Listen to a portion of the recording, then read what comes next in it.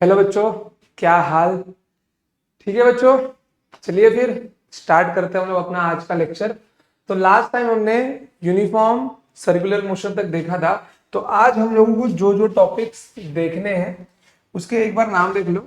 सबसे पहले आज हम लोगों को पढ़ना है नॉन यूनिफॉर्म सर्कुलर मोशन। ठीक है, फिर उसके बाद में डायनामिक्स ऑफ सर्कुलर मोशन आज अपना स्टार्ट होगा। क्या होगा? Dynamics of circular motion. ठीक है बच्चों, देखो सीटी में यहां से एक क्वेश्चन बनने के आपके चांसेस ज्यादा होते हैं कि अगर सर्कल के पार्ट से क्वेश्चन पूछा जा रहा है तो मे बी चांसेस बहुत ज्यादा रहेंगे कि आपके वो क्वेश्चन डायनामिक्स वाले पार्ट से है। डायनामिक्स के अंदर एक इंपॉर्टेंट पार्ट है, ठीक है। सबसे पहला है आपका बैंकिंग ऑफ रोड्स। ठीक है, क्या है? Banking of roads. और एक और है जिसको हम लोग बोलते हैं vertical circular motion. Vertical circular motion बच्चों, यहां से आपके एक क्वेश्चन तो कंफर्म बनेंगे सीईटी में इस पार्ट से, वर्टिकल सर्कुलर मोशन। ठीक है बच्चों, तो आज हमारी कोशिश होगी कि हम लोग डायनामिक्स में पूरा डायनामिक्स पढ़ने के बाद में ये एक लास्ट टॉपिक तक अपना खींच खाच ले। एक दूसरा टॉपिक और है कोनिकल पेंडुलम। ठीक है, तो आज इतने टॉपिक हम लोगों को पढ़ने हैं। तो मे भी लेक्चर में भी शायद थोड़ा सा लंबा हो, बट कुछ नहीं बच्चों, आप लोगों को पूरा लेक्चर देखना है और नोट्स बनाना है। आपके टेक्स्ट बुक से ज्यादा बातें मैं आपको बोर्ड पे यहाँ पे बताने वाला हूँ, क्योंकि ये लेक्चर आपका एमएसटी सीईटी प्लस बोर्ड्स के लेक्चर है। ठीक है बच्चों, एमएसटी सीईटी प्लस बोर्ड्स। तो आपको इसको नॉर्मल बोर्ड्स का लेक्चर नहीं समझना कि अरे बोर्ड से तो हम लोग पढ़ लेंगे, नहीं, बिल्कुल भी नहीं। सीईटी वाली बातें भी यहाँ पे आपको कराऊंगा मैं। जब आप लोग डेरिवेशंस देखेंगे जिसके प्रूफ भी आपके बुक में नहीं है, तब आपको समझ में आएगा कि ये जो आपको कंटेंट यहाँ पे मिल रहा है उसका लेवल क्या है। ठीक है बच्चों, चलते हैं फिर टॉपिक हम लोग अपना स्टार्ट करते हैं। बस आप लोग नोट्स अपना बनाते रहिए, ठीक है। So let's go. देखिए, नॉन यूनिफॉर्म सर्कुलर मोशन, और आप सबने यूनिफॉर्म सर्कुलर मोशन पढ़ लिया है। बिल्कुल ठीक इसका विपरीत अपना है नॉन यूनिफॉर्म सर्कुलर मोशन। देखो इसमें क्या होता है, लेट सपोज कि मेरा कोई तो एक पार्टिकल है, ठीक है, कोई तो एक पार्टिकल, कोई तो एक ऑब्जेक्ट है जो सर्कल में घूम रहा है। जो क्या है? सर्कल में घूम रहा है। ओके, जो कि सर्कल में घूम रहा है। सर्कल का कोई तो सेंटर और कुछ तो रेडियस होगा। लेट सपोज कि इस पार्टिकल का इनिशियल पोजीशन ये है, ठीक है, at position A at time t equals to 0 second. ठीक है, and after after some time, after some time ये पहुंच जाएगा पोजीशन बी के ऊपर। कहां पहुंच जाएगा? पोजीशन बी के ऊपर ये मेरा ऑब्जेक्ट मूव करते करते पहुंच जाएगा। फिर उसके बाद में यहाँ पे टाइम क्या होगा? Time equals to 1 second. तो यहाँ पे इसने कुछ तो एंगल थीटा बनाया होगा, ठीक है। फिर से सेम टाइम के बाद में, सेम टाइम के बाद में ये वहां से कहां पहुंच जाएंगे? ये वहां से यहां पहुंच जाएंगे। और यहां पे मेरा टाइम हुआ होगा t इक्वल्स टू 3 सेकेंड। और यहां पर ये फिर से कोई एक एंगल बना रहा होगा, जो एंगल मेरा क्या होगा? अल्फा होगा। कुछ टाइम के बाद फिर से ये यहां पहुंच जाएंगे, ठीक है। और यहां पर ये कुछ एंगल बना रहे होंगे। यहां पे क्या मिल जाएगा? बीटा मिल जाएगा। और लेट दिस इज और गामा। और ये फिर से वापस अपने ही पोजीशन पे मान लो पहुंच गए, ठीक है। नहीं तो ये कहीं भी रह सकता है, ठीक है बच्चों। अब देखो, अब यहाँ पे क्या हो रहा है, उतने ही टाइम में ये अलग अलग एंगल फॉर्म कर रहा है। बट यूसीएम में क्या था? एंगल सेम फॉर्म कर रहा था सेम टाइम में। तो मैं यहाँ पे क्या बोल सकता हूं? मैं यहाँ पे बोल सकता हूं कि इसका जो एंगुलर स्पीड है वो कांस्टेंट नहीं है, ठीक है। इसका जो, अरे क्या हुआ? इसका जो एंगुलर स्पीड है वो क्या है? वेरिएबल है, ठीक है। स्पीड क्या है? Variable. It means not equals to 0। इसका स्पीड भी क्या हो रहा है, कंटिन्यूअस चेंज हो रहा है। कौन सा speed, linear speed, means it is also not equals to 0। अब इसका डायरेक्शन क्या हो रहा है, कंटिन्यूअस चेंज हो रहा है, ठीक है। तो जो इसकी वेलोसिटी है, इसका वेलोसिटी भी क्या होगा, वेरिएबल होगा। क्या होगा, वेरिएबल होगा। This is also not equals to 0। अगर वेलोसिटी वेरिएबल है तो इसका एक्सेलरेशन भी तो वेरिएबल होगा। इसका एक्सेलरेशन भी क्या होगा, वेरिएबल होगा, नॉट इक्वल टू 0। देखो ना यहाँ पे इसका डायरेक्शन क्या हो रहा है, चेंज हो रहा है ईच एंड एवरी पॉइंट। देखो डायरेक्शन पहले यहां था, फिर यहां है, फिर यहां है, फिर यहां, देख रहे हो हर पॉइंट पर डायरेक्शन क्या हो रहा है, चेंज हो रहा है। ओके, अब इतनी जो इंफॉर्मेशन मिली इससे मैं क्या निकाल सकता हूं, इससे मैं क्या निकाल सकता हूं, देखो ओमेगा की जो वैल्यू है एंगुलर स्पीड वो वेरिएबल है, मतलब वो जीरो नहीं है। मतलब मेरा अल्फा भी क्या होगा, नॉट इक्वल्स टू 0 होगा। जब अल्फा नॉट इक्वल्स टू 0 होगा तो मैं क्या बोल सकता हूं, 80 is not equals to 0। 80 is not equal to 0 मतलब मेरा टेंजेंशियल एक्सेलरेशन कुछ तो रहेगा। मतलब मेरा टेंजेंशियल एक्सेलरेशन यहाँ पे प्रेजेंट है। अब इसकी डायरेक्शन कंटिन्यूअस क्या हो रही है, चेंज हो रही है। ओके, ये बात तो हुई। अब एक कंटिन्यूअस सर्कल में घूम रहा है, जब डायरेक्शन कंटिन्यूअस चेंज हो रही है तो सेंट्रीपिटल एक्सेलरेशन यूसीएम में भी प्रेजेंट था और नॉन यूसीएम में भी वो क्या होगा, प्रेजेंट होगा। इतना बात आपको समझ में आ गया। मतलब मैं अगर यहाँ पे इसका नेट एक्सेलरेशन लिखना चाहूं तो मैं क्या लिख सकता हूं, वो AC प्लस AT के साथ लिखा जाएगा। क्योंकि यूसीएम में AT मेरा 0 था। AT मेरा 0 क्यों था, क्योंकि लीनियर स्पीड मेरा कांस्टेंट था। जब लीनियर स्पीड मेरा कांस्टेंट था और मेरा ओमेगा भी क्या था, कांस्टेंट था। ओमेगा कांस्टेंट हुआ तो अल्फा क्या था वहां पे मेरा 0 था। तो AT equals to R alpha था। अल्फा 0 तो AT भी 0। ठीक है, इतना समझ में आ गया। अब देखो कुछ इंपॉर्टेंट पॉइंट्स, लाइट रंग लेते हैं। देखो कुछ इंपॉर्टेंट पॉइंट्स यहां पर, कि जो काइनेटिक एनर्जी होगा वो भी क्या होगा, वेरिएबल होगा। किसकी वजह से, स्पीड की वजह से। यहां पे हाफ mv² होता है। इसका जो मोमेंटम होगा, ठीक है, इसका जो मोमेंटम होगा वो भी क्या होगा, वेरिएबल होगा। कोई दिक्कत, कोई दिक्कत की नहीं है। अब देखो प्रैक्टिकल एग्जांपल सबसे सिंपल लेते हैं, आपके घर का फैन। रेगुलेटर से जब आप लोग स्पीड बढ़ाते हो तो उसकी स्पीड बढ़ जाती है। स्पीड बढ़ने का मतलब क्या, कि उसके ओमेगा का वैल्यू बढ़ गया है, जिससे क्या हो रहा है, उसका एंगल फटाफट चेंज हो रहा है ज्यादा के ज्यादा स्पीड से। ठीक है, तो उसके घूमने का स्पीड क्या हो गया, बढ़ गया। और अगर जब आप अपने रेगुलेटर को कम करते हो तो उसका ओमेगा क्या होता है, घट जाता है। ठीक है, ओमेगा घटने से क्या होता है, थीटा की वैल्यू डिक्रीज होती है, जिससे जो नेट आपकी एंगुलर स्पीड है वो भी क्या होती है, डिक्रीज हो जाती है। ठीक है, कोई दिक्कत नहीं है। चलो तो आइए अब यहां पे जो इंपॉर्टेंट पार्ट है जो हमको समझना है वो है कि सेंट्रीपिटल एक्सेलरेशन आया कहां से। ठीक है, सेंट्रीपिटल एक्सेलरेशन आया कहां से।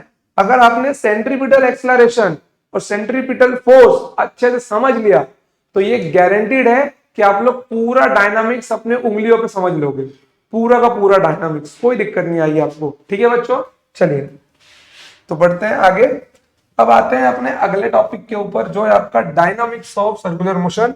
नॉन यूसीएम अपना इतना ही था, इससे ज्यादा पढ़ने की जरूरत नहीं है। बस ये जो मैंने यहाँ पे लिखवाया है, बस एक बार टेक्स्ट बुक में से आप लोग थियरी पढ़ लेना, बट मैं आपको एक सॉल्यूशन शीट भी प्रोवाइड करने वाला हूं जिसके अंदर आपके टेक्स्ट बुक के सारे एक्सरसाइज के सॉल्यूशन रहेंगे।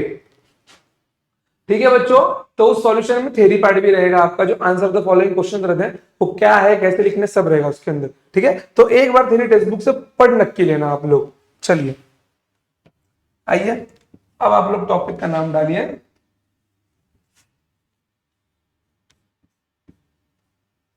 Dynamics of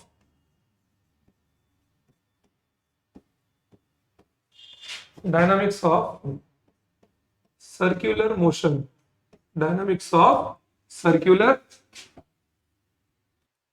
dynamics of circular motion. ठीक है बच्चा बैटिंग।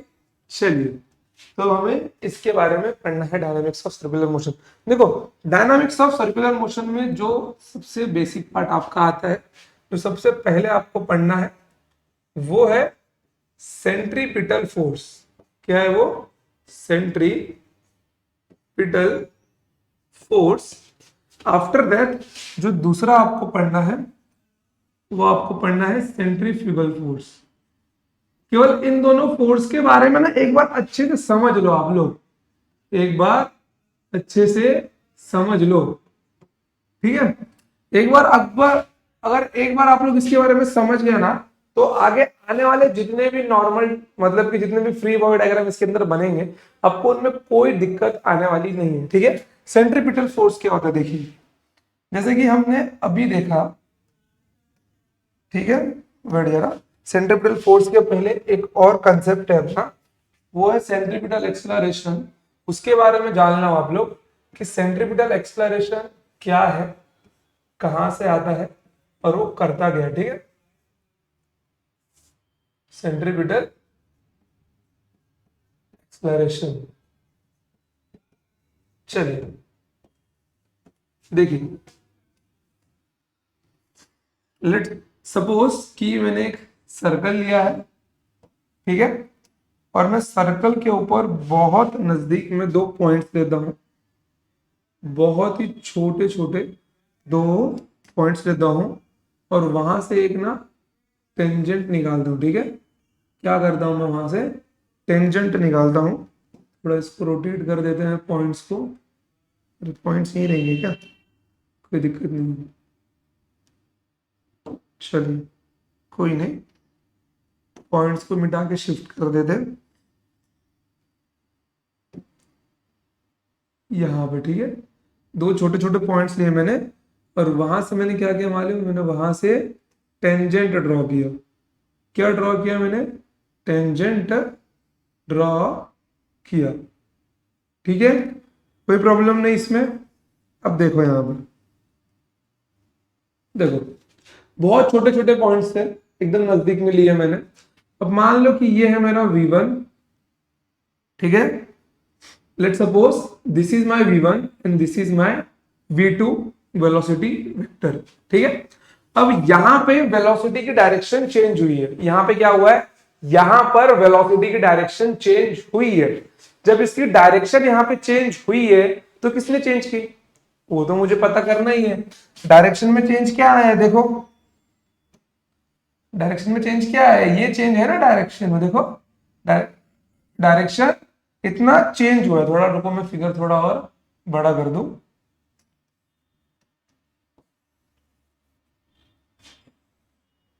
देखो डायरेक्शन में क्या हुआ है, ये चेंज आया है। ठीक है, यहाँ पे वेलोसिटी क्या हुई है आपकी, चेंज हुई है।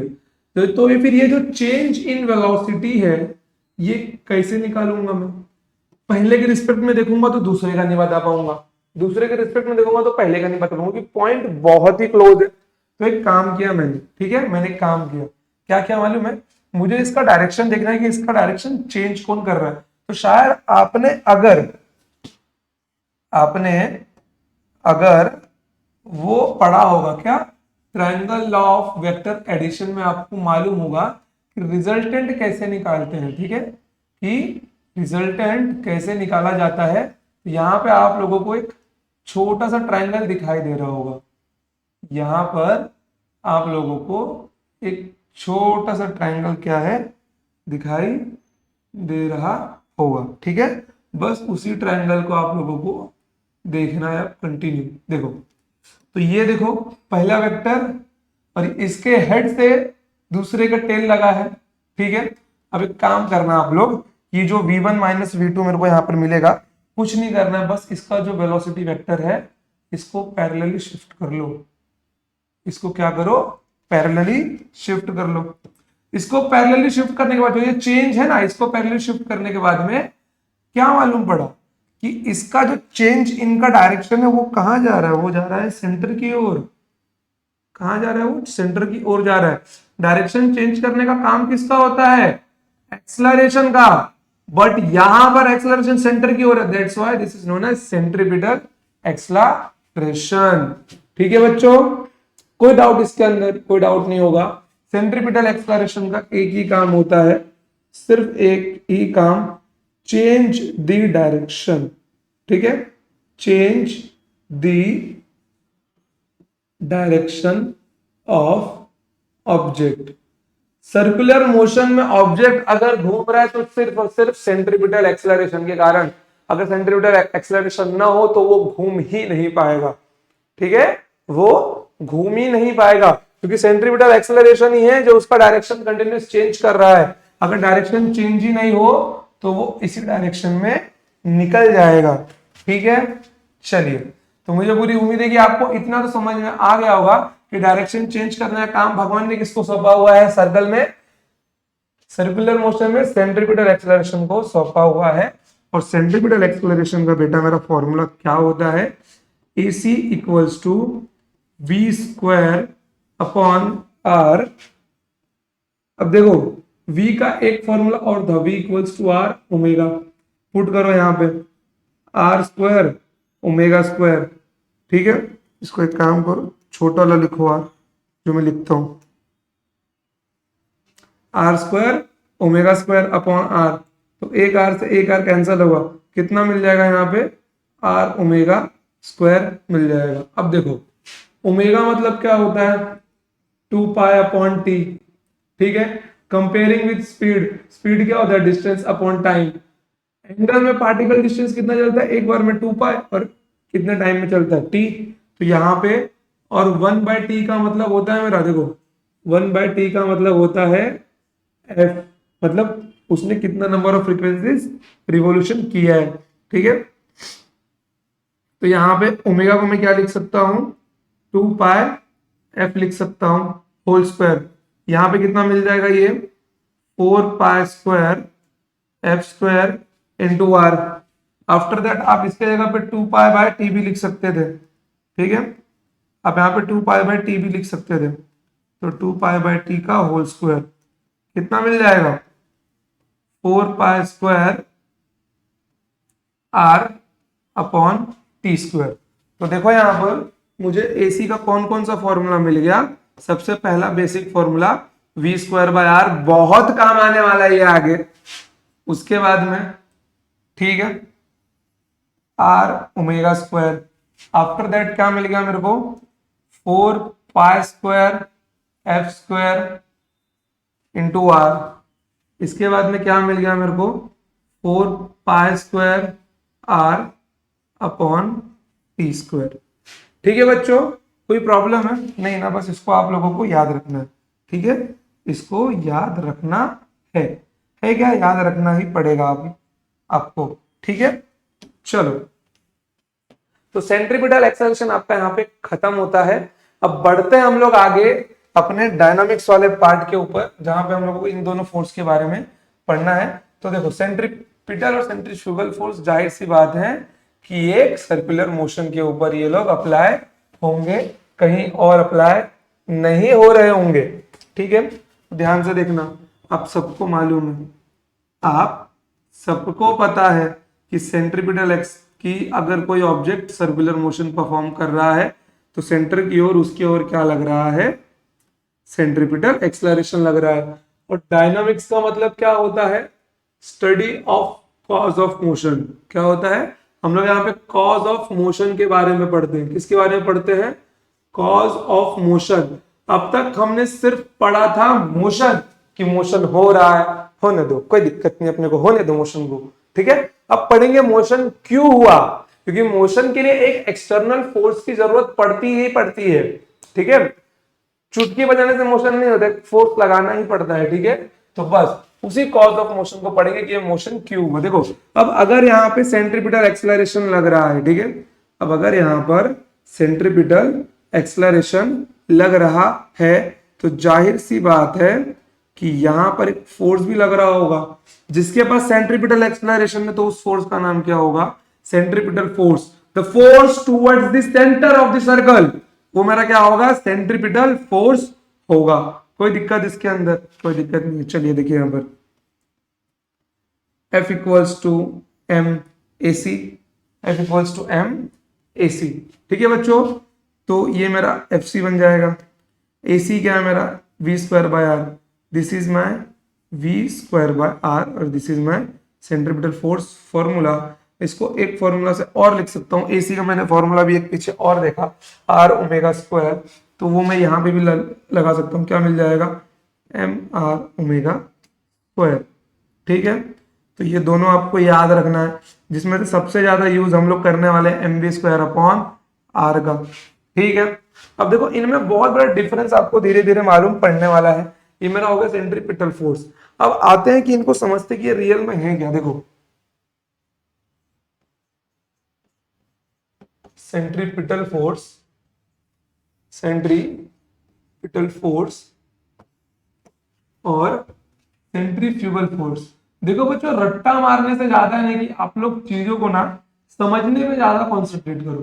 तो अगर चीजों को समझ के पढ़ते हो तो वो चीजें आपको जन्म जन्म तक याद रहती है। और फिजिक्स तो इतना खूबसूरत सब्जेक्ट है कि अगर एक बार, ठीक है बच्चों, वेट जरा माइक ठीक कर लो। ठीक है बच्चों, देखो अगर एक बार फिजिक्स आपको समझ गया ना तो कंसेप्ट भूलते नहीं हो। मैथ्स के फॉर्मूलाज भूल सकते हो, केमिस्ट्री में भी याद ना हो, बट फिजिक्स एक बार समझ गया, कंसेप्ट समझ गया उसका, तो वो आपको जीवन भर याद रहता है। ठीक है, चलिए सेंट्रीपिटल फोर्स देखिए।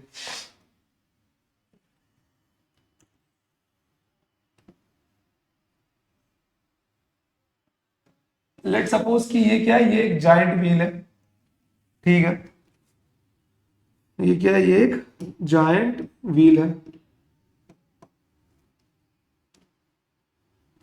और यहां पर एक बैठने की जगह है, जहां पे कौन बैठा हुआ है, जहां पे बैठी है, ठीक है, जहां पे अपना राम नाम का एक बच्चा बैठा हुआ। अब देखो, अब यहां पे क्या होगा, इसका दोस्त इसको बाहर से देख रहा होगा। ठीक है, इसका दोस्त अविनाश इसको बाहर से देख रहा होगा।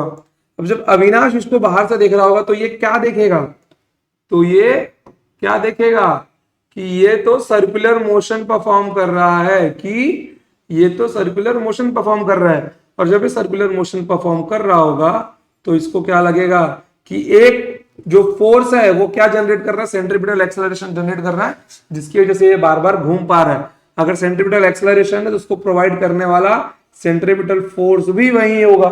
ठीक है, उसको प्रोवाइड करने वाला सेंट्रीपिटल फोर्स भी वही होगा, कोई दिक्कत नहीं है। ठीक है, उस फोर्स को प्रोवाइड करने वाला सेंट्रीपिटल फोर्स भी उसी डायरेक्शन में होगा। तो इससे क्या मालूम पड़ा कि सेंट्रीपिटल फोर्स की direction always toward the centre होती है। क्या होती है, सेंट्रीपिटल एक्सेलरेशन की direction always toward the centre होती है। अब अविनाश को तो ये सब बाहर से देख के मालूम पड़ रहा है, तो अविनाश अभी जिस फ्रेम ऑफ रेफरेंस में है उस फ्रेम ऑफ रेफरेंस का नाम क्या है, इनर्शियल फ्रेम ऑफ रेफरेंस। क्या है, inertial frame of reference.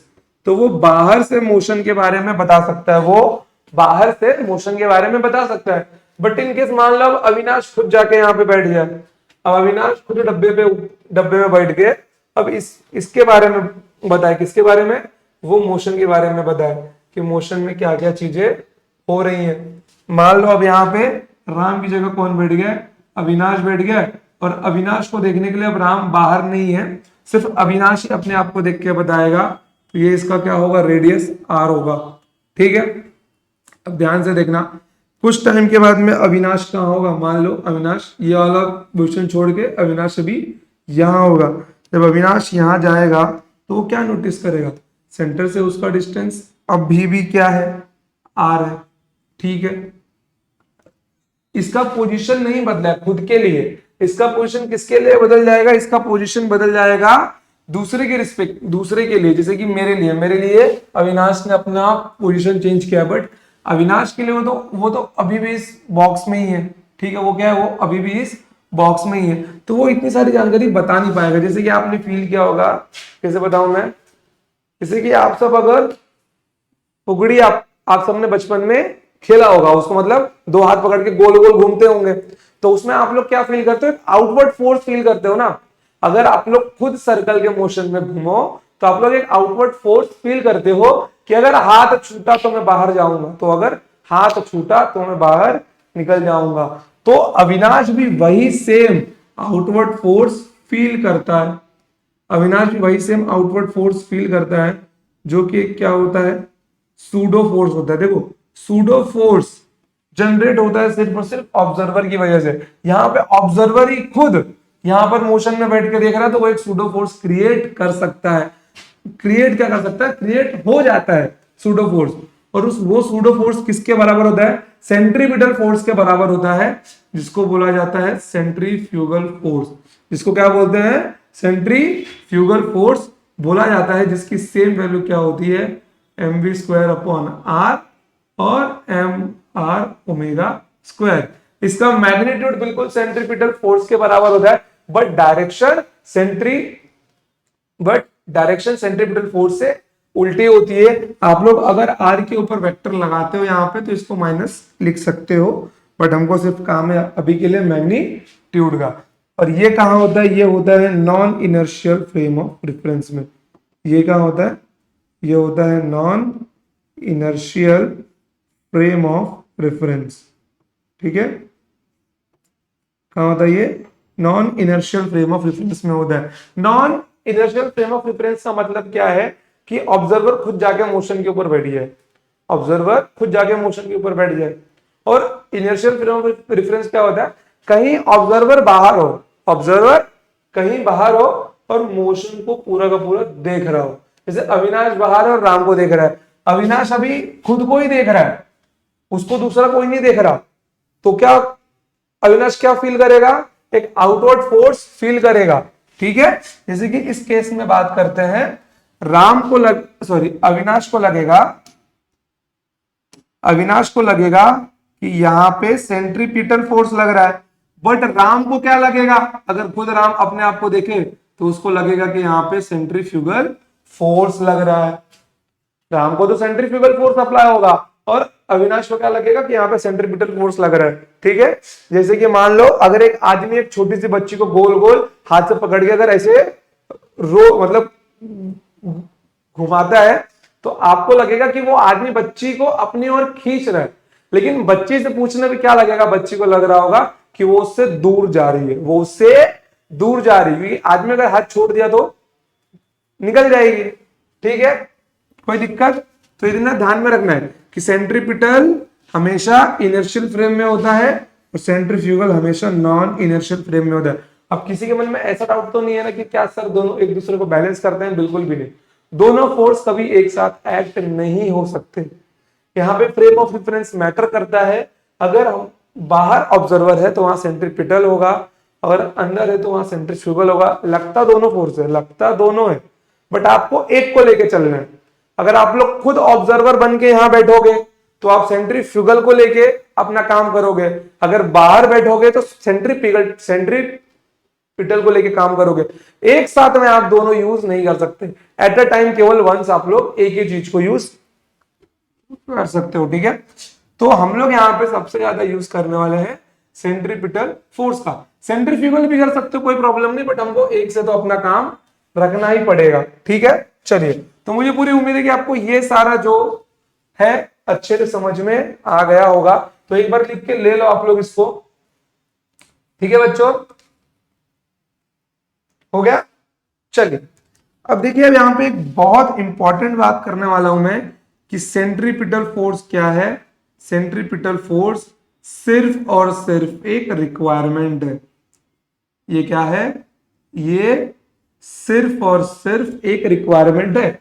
Requirement का मतलब क्या है, देखो सेंट्रीपिटल फोर्स जैसे ना रियल में कोई फोर्स नहीं होता, सेंट्रीपिटल फोर्स कोई भी दे सकता है, सेंट्रीपिटल फोर्स कोई भी दे सकता है। जैसे लाइक एग्जांपल, अभी एग्जांपल कैसे लो, जैसे कि मान लो आपको अगर मुंबई टू यूपी ट्रेवल करना है, ठीक है, आपको मुंबई टू यूपी ट्रेवल करना है, मान लो आप लोग ट्रेन से जाते हो, ठीक है, तो 4-5 ट्रेन है, जैसे कि अगर 4-5 एक्सप्रेस है, एक्सप्रेस 1, एक्सप्रेस 2, एक्सप्रेस 3, एक्सप्रेस 4, ठीक है। यूपी आपको पहला एक्सप्रेस भी पहुंचा सकता है, दूसरा भी पहुंचा सकता है, तीसरा भी पहुंचा सकता है और चौथा भी पहुंचा सकता है।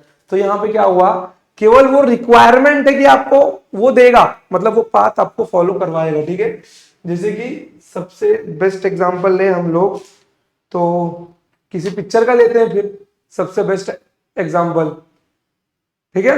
जैसे कि आप सबने अभी बाहुबली मूवी देखी होगी। बाहुबली मूवी में जो बाहुबली है, ठीक है, उसका रोल किया है प्रभास ने। अगर मान लो उसके डायरेक्टर ने किसी और को लिया होता, सलमान खान को लिया होता मान लो, तो वो रोल सलमान खान ने किया होता, बट अभी किसने किया, प्रभास ने किया। तो पॉसिबिलिटी क्या है, वो रोल कोई भी कर सकता है। जैसे कि सपोज कर लो सर्कुलर मोशन एक मूवी है और सेंट्रीपिटल फोर्स अपना हीरो है, तो वो हीरो का रोल कोई भी कर सकता है। वैसे ही सेंट्रीपिटल फोर्स की रिक्वायरमेंट कोई भी कंप्लीट कर सकता है। जैसे कि नॉर्मल रिएक्शन भी सेंट्रीपिटल फोर्स प्रोवाइड कर सकता है। ऑब्जेक्ट का वेट भी सेंट्रीपिटल फोर्स प्रोवाइड कर सकता है, मतलब सेंट्रीपिटल फोर्स देके सेंट्रीपिटल एक्सलरेशन दे सकता है। फिर उसके बाद में टेंशन भी दे सकता है सेंट्रीपिटल एक्सलरेशन, ठीक है। फिर इनके कंपोनेंट्स भी दे सकते हैं, फिर फ्रिक्शन भी दे सकता है। फ्रिक्शन भी सेंट्रीपिटल फोर्स देके सेंट्रीपिटल एक्सलरेशन दे सकता है। तो यहां पे जो चीजें 5 मेन चीजें यहां पे लिखी हैं, ठीक है, उन्हीं के बारे में आपको पढ़ना और देखना है कि सेंट्रीपिटल फोर्स की रिक्वायरमेंट कौन पूरी करता है। समझ गए, सेंट्रीपिटल फोर्स की रिक्वायरमेंट कौन पूरी करता है, ठीक है। नॉर्मल करता है, वेट करता है, टेंशन करता है, कंपोनेंट करता है, फ्रिक्शन करता है, या फिर ग्रेविटेशनल फोर्स करता है, इलेक्ट्रोस्टैटिक फोर्स करता है, एक्स वाई जेड कोई भी हो। ये रिक्वायरमेंट जब जिसकी जरूरत होगी वो आके पूरा करके चला जाएगा। मतलब क्या सीखने को मिला यहां से, सेंट्रीपिटल फोर्स जैसी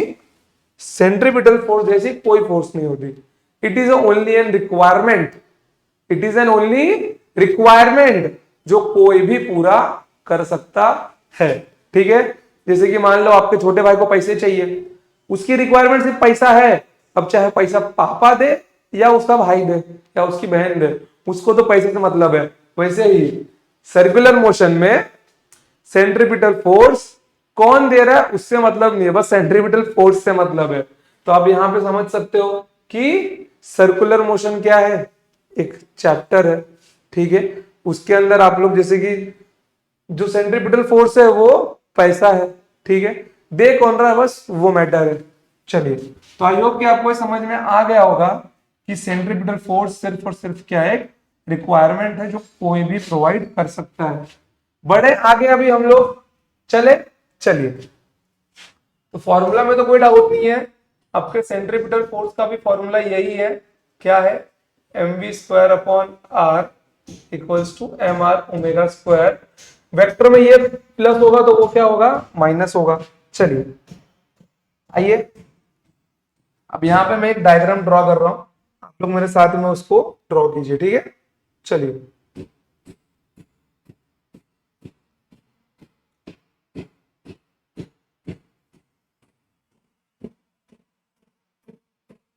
ठीक है, मैंने एक बड़ा सा कर्व बनाया है, आप लोग भी मेरे साथ में इसको ड्रॉ कीजिए।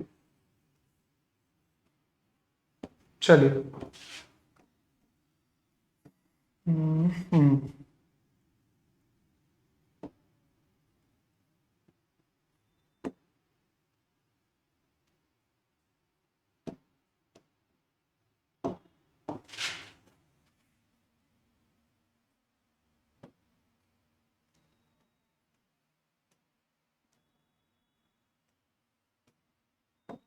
बनाइए आप भी फिगर मेरे साथ में, ठीक है।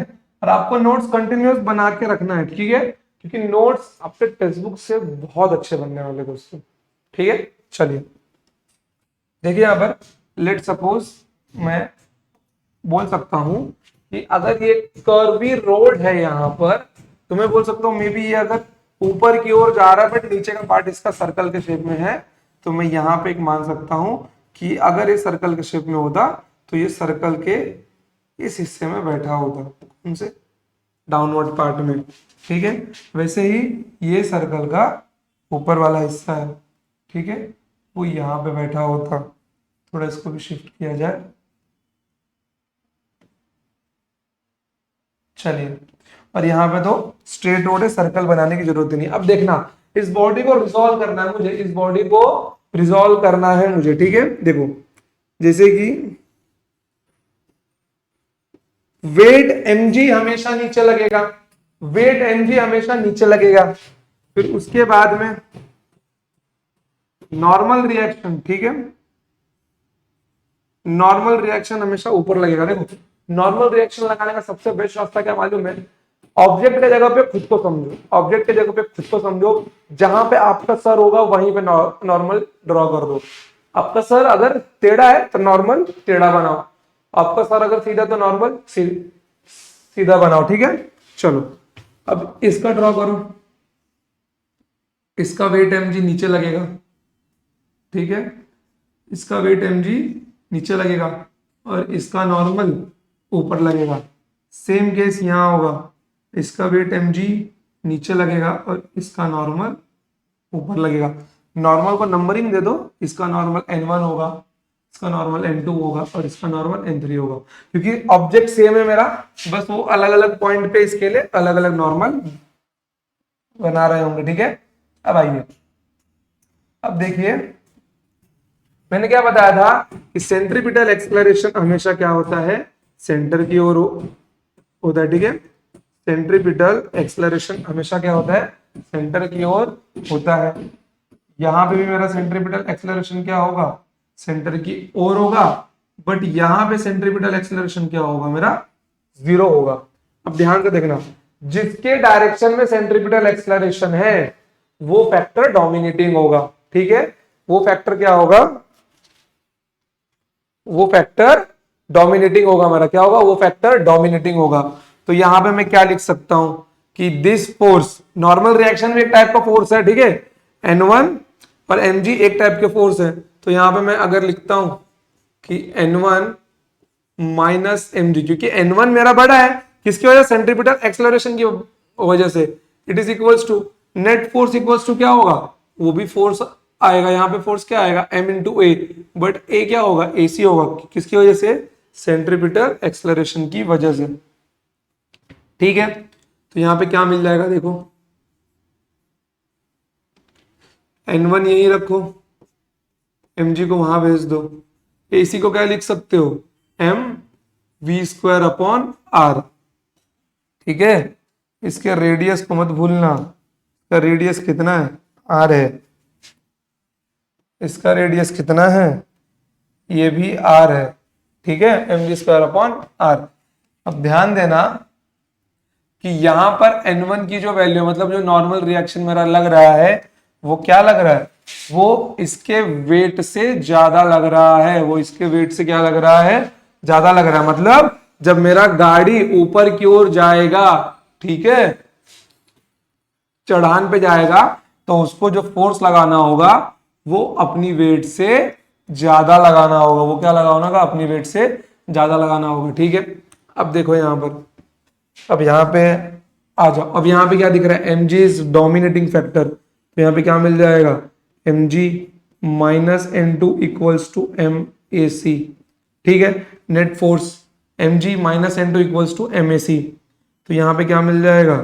mg minus n2 equals to mv² by r।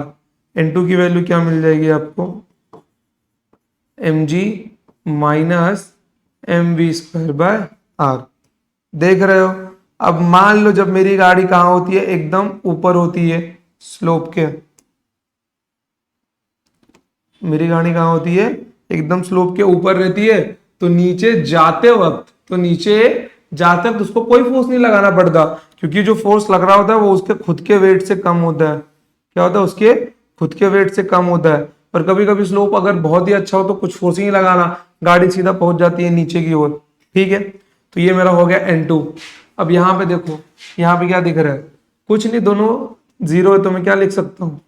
N3 minus mg equals to 0, क्या मिल जाएगा? N3 इक्वल्स टू mg अब इस केस में मैंने n3 को बड़ा माना है, ठीक है। दूसरा केस क्या हो सकता है कि इन केस सपोज मेरा mg बड़ा हो, ठीक है, n से, तो यहाँ पे क्या मिल जाएगा, mg minus N equals to 0। यहाँ पे क्या आ जाएगा, mg इक्वल्स टू n। तो दोनों केस में बात तो वही बनने वाली है। तो आप लोग सीधा सीधा क्या लिखना है यहाँ पे, simple n equals to mg, sorry n3 equals to mg, ठीक है।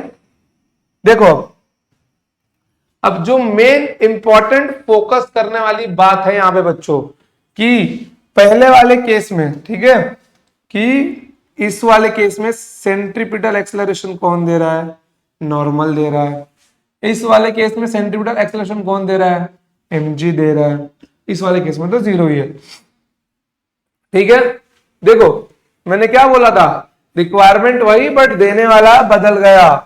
यहां पे सेंट्रीपिटल एक्सेलरेशन कौन क्रिएट करता है, सेंट्रीपिटल फोर्स। तो सबसे पहले किसने प्रोवाइड किया, नॉर्मल रिएक्शन ने, फिर किसने किया, बॉडी वेट ने। समझ गए। अब आगे देखोगे कि आप लोग बॉडी ऑब्जेक्ट्स के कंपोनेंट भी प्रोवाइड कर रहे होंगे, ठीक है। एक बार इसको लिख के ले लो आप लोग, एक बार इसको लिख के ले लो फटाफट।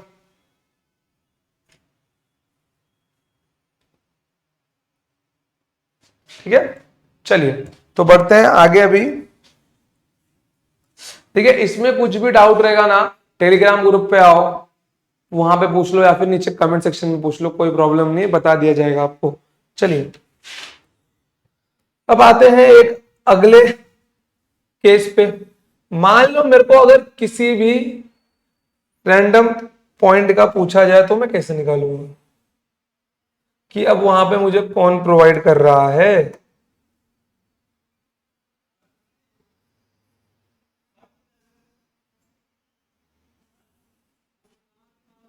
कि वहां पे कौन प्रोवाइड कर रहा है सेंट्रीपिटल एक्सेलरेशन, ठीक है। लेट सपोज कि मेरा ऑब्जेक्ट यहां पर है, सपोज करते हैं कि मेरा ऑब्जेक्ट कहां है, यहां पर है, ठीक है। तो ध्यान देना कि इस एक ऑब्जेक्ट का वेट mg तो नीचे लग रहा होगा, कि इसका वेट mg तो नीचे लग रहा होगा, और ये महाशय कुछ एंगल भी बना रहे होंगे एक्सिस के साथ में, समथिंग एंगल थीटा। जब ये थीटा होगा तो due to alternate angle property ये भी मेरा थीटा होगा, ठीक है। ये भी मेरा क्या होगा, थीटा होगा। अब ध्यान देना मैंने क्या बोला था कि नॉर्मल हमेशा कहाँ होता है, सर के ऊपर बैठा होता है। नॉर्मल हमेशा कहाँ होता है, सर के ऊपर बैठा होता है। तो यहाँ पे क्या मिल जाएगा, आपका नॉर्मल मिल जाएगा। यहाँ पे क्या मिल जाएगा, आपका नॉर्मल मिल जाएगा।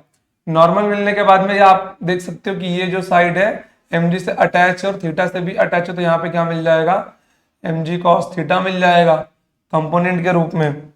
और यहाँ पे क्या मिल जाएगा मुझे, mg sin थीटा मिल जाएगा।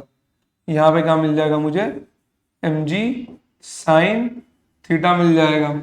अब यहाँ पे देखो आप सबको मालूम है कि सेंटर की ओर क्या होता है, सेंट्रीपिटल एक्सेलरेशन होता है। मतलब मैं क्या बोल सकता हूँ, mg cos theta is my dominating factor, mg cos theta is my dominating factor. तो so that mg cos theta minus n equals to mv square upon r, mac मतलब mv स्क्वायर अपॉन r। तो यहां से normal reaction की value क्या मिल जाएगी मुझे मिल जाएगी mg cos theta minus mv square upon r, mg cos theta minus mv square upon r। समझ गए आप लोग। इसके अंदर कोई प्रॉब्लम आपको, कोई प्रॉब्लम नहीं है बच्चों, ठीक है। इतना समझ गया कि mg cos theta minus mv square upon r। अभी देखो ये जो mg sin थीटा है, ठीक है, ये भी तो एक फोर्स है। अब ये जो mg sin थीटा ये किसके बराबर होगा, ये बराबर होगा टेंजेंशियल एक्सेलरेशन मतलब mat, ठीक है। टेंजेंशियल फोर्स के बराबर होगा, m से m कैंसिल होगा, तो टेंजेंशियल एक्सेलरेशन की वैल्यू क्या मिल जाएगी, g sin थीटा मिल जाएगी। क्या मिल जाएगी मुझे इसकी वैल्यू, g sin थीटा मिल जाएगी। काई प्रॉब्लम? कुछ भी नहीं बच्चों, एकदम सिंपल था। सिर्फ देखना, अब यहाँ पे सेंट्रीपिटल एक्सेलरेशन कौन दे रहा है? कंपोनेंट भाई है अपने यहाँ पे, कंपोनेंट प्रोवाइड कर रहा है mg का। अब देखना n का भी आएगा कंपोनेंट, अब फ्रिक्शन भी आएगा। अब किसी केस में n और फ्रिक्शन दोनों के कंपोनेंट साथ में आएंगे। ठीक है, समझ गया? इतना कोई प्रॉब्लम नहीं है। लिखो फटाफट, चलो ठीक है, लिखो जल्दी से, लिखो एकदम।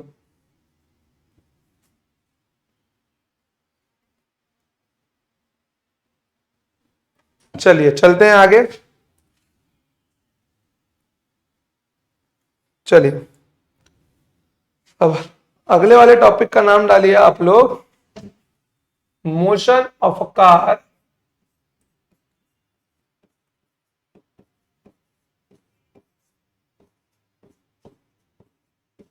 motion of a car on a flat road. Motion of a car on a flat road. Let's suppose example,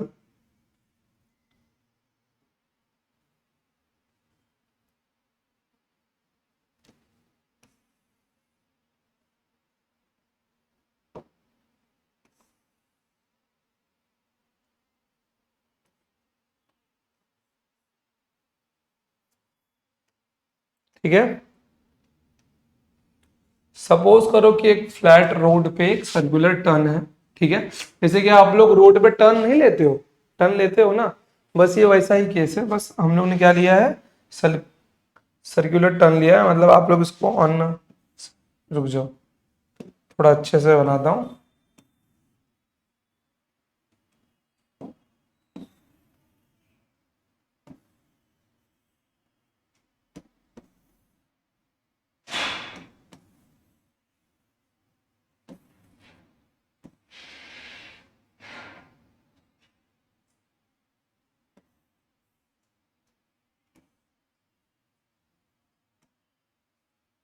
रुको, थोड़ा सा ना ड्रॉ ही करना पड़ेगा।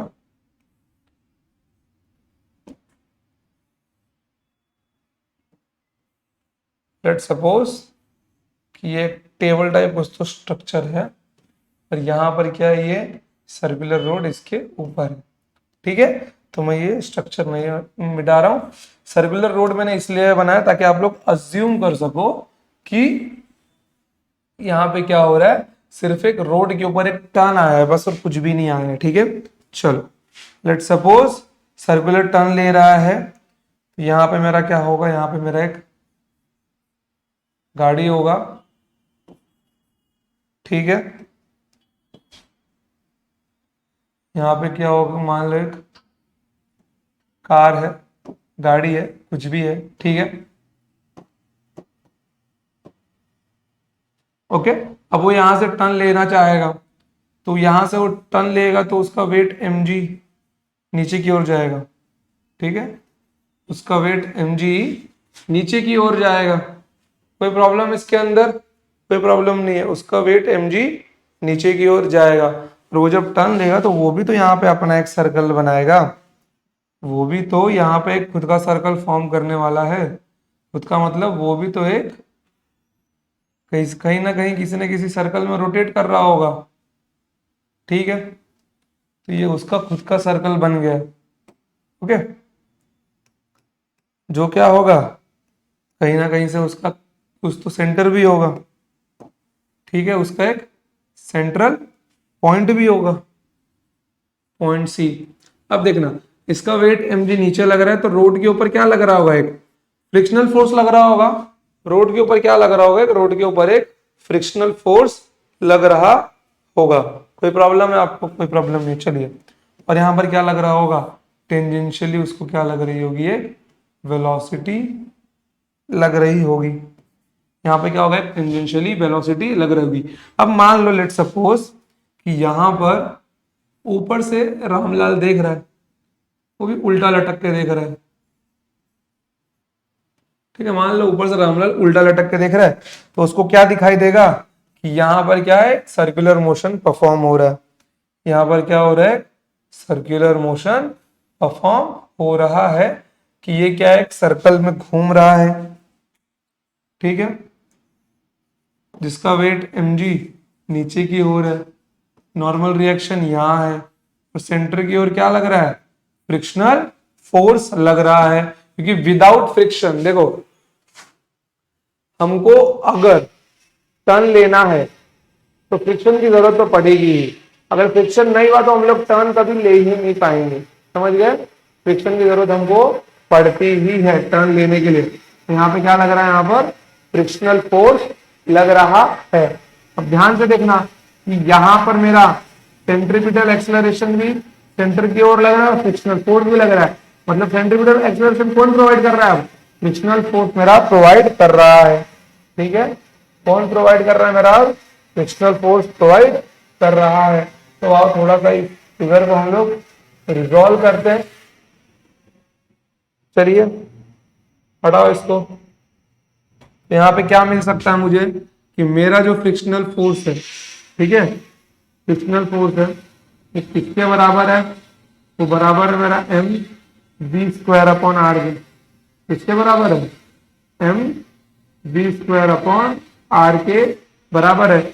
अब मेरा फ्रिक्शनल फोर्स जितना ज्यादा होगा उतनी अच्छी बात है, मेरा फ्रिक्शनल फोर्स जितना ज्यादा होगा उतनी अच्छी बात है। मतलब मेरा फ्रिक्शनल फोर्स क्या हो, M we square by R से ज्यादा हो या फिर उसके बराबर हो, लेकिन उससे छोटा नहीं होना चाहिए, ठीक है, उससे छोटा नहीं होना चाहिए, उससे ज्यादा हो या फिर उसके बराबर हो, मैक्सिमम भी बोल सकते हो।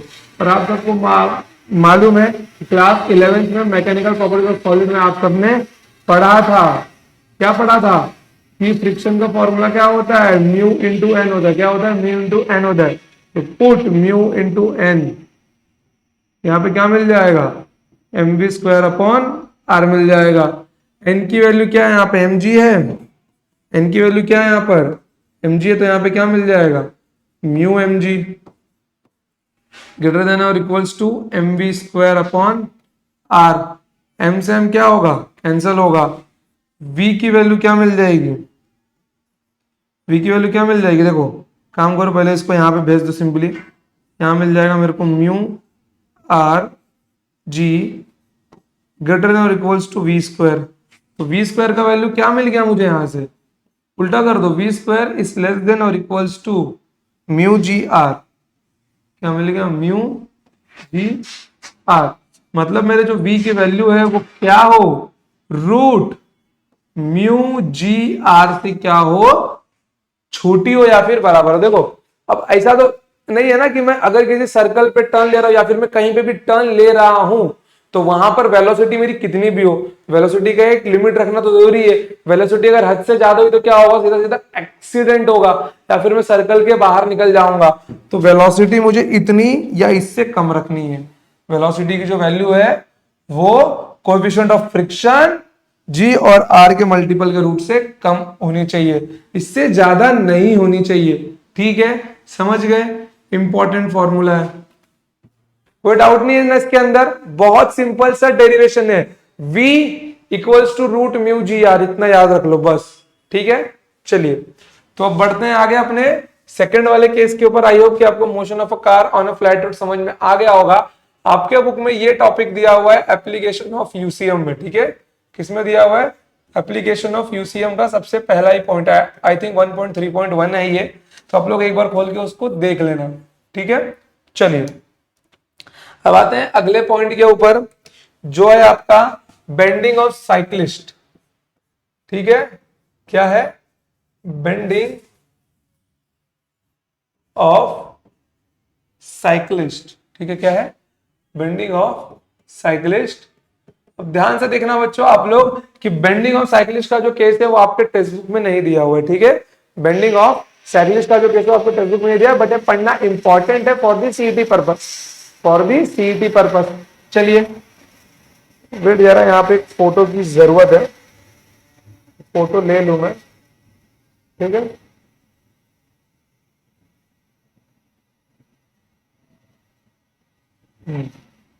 आइए देखो यहाँ पे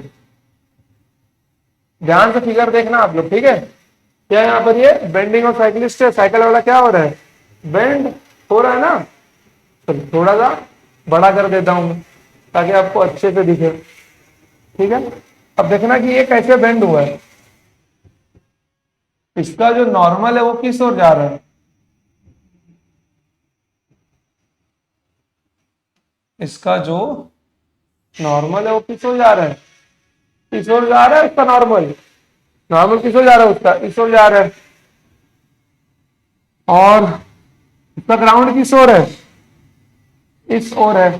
ठीक है, और ऊपर भी, ऊपर की ओर भी क्या बनेगा, उसका कंपोनेंट बनेगा। तो बस अपने को ना बस यही फिगर रिजॉल्व करना और कुछ भी नहीं करना है।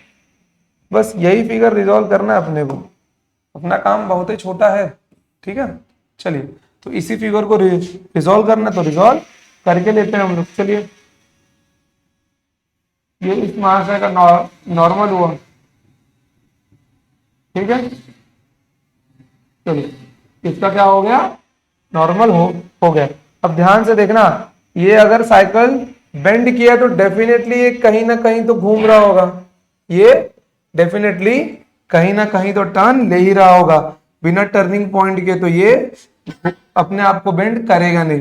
अगर आपको प्रैक्टिकल करना हो ना बच्चों, तो ट्राई करना, घर पे साइकिल है, साइकिल सीधा उठाना। ठीक है, साइकिल सीधा उठाना और साइकिल रोड पे लेके जाना और देखना, जब जब टर्न आएगा आप लोग अपने आप को बेंड करोगे, क्योंकि बिना बेंड किए बॉडी को साइकिल टर्न करना इम्पॉसिबल है। साइकिल को टर्न करने के लिए बेंड करना ही पड़ेगा बॉडी को, चाहे थोड़ा ही करना पड़े लेकिन करना तो पड़ेगा। तो इसने भी, और देखो बेंडिंग जितनी अच्छी होगी उतनी अच्छी स्पीड भी मिलती है। हम लोग इसके डेरिवेशन से अभी समझेंगे। ठीक है, चलो देखो यहां पर, यहां से यहां तक इसका क्या मिल गया मुझे, ये मुझे मिल गया इसका सेंटर मिल गया मुझे यहां से यहां तक इसका। अब ये जब मेरा सेंटर हुआ तो इसका एक कंपोनेंट तो यहां जा रहा होगा। ठीक है, और इसका एक कंपोनेंट तो यहां जा रहा होगा, इसका एक कंपोनेंट यहां जा रहा होगा। ठीक है, हालांकि नॉर्मल तो सीधा होता है बट ये सीधा नहीं है, तो ये एंगल थीटा यहाँ पे बना रहा होगा। ठीक है, एंगल थीटा यहाँ पे बना रहा होगा, ये मेरा नॉर्मल है, तो ये वाला साइड क्या बन जाएगा, ये वाला बन जाएगा एन कॉस थीटा, और ये वाला मेरा बन जाएगा एन साइन थीटा। क्या ये क्या बन जाएगा, ये मेरा बन जाएगा इस ओर लग रहा है एन साइन थीटा, और एक वेट mg इसका नीचे की ओर लग रहा होगा। मतलब कि मैं अगर फ्री बॉडी डायग्राम बनाता हूं इसका एक पॉइंट को लेकर, इस ओर क्या लग रहा है, इसका एन साइन थीटा लग रहा है, इस ओर इसका नॉर्मल लग रहा है, इस ओर इसका क्या लग रहा है, एन कॉस थीटा लग रहा है, और यहाँ पे एंगल थीटा बन रहा है, और नीचे की ओर इसका वेट mg लग रहा है। ठीक है बच्चों, एक बार ठीक से देख लो इसको आप लोग, फिर हम लोग ना एक क्वेश्चन करते हैं इसके ऊपर। ठीक है, एक हम लोग क्वेश्चन करते हैं। ठीक है, समझ में आ गया। चलो देखो, अब यहाँ पे क्या है, यहाँ पे टेंजेंशियली इसकी वेलोसिटी भी लग रही हो। अब कुछ नहीं करना है, बस इसको हम लोगों को सॉल्व करना है।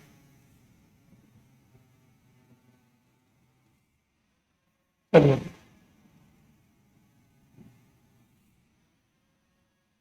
आ जाओ, अब ध्यान से देखना, एन साइन थीटा क्या प्रोवाइड कर रहा है, मेरा सेंट्रीपिटल एक्सेलरेशन प्रोवाइड कर रहा है। तो यहाँ पे क्या लिख सकता हूं मैं, N sine theta equals to M we square upon are.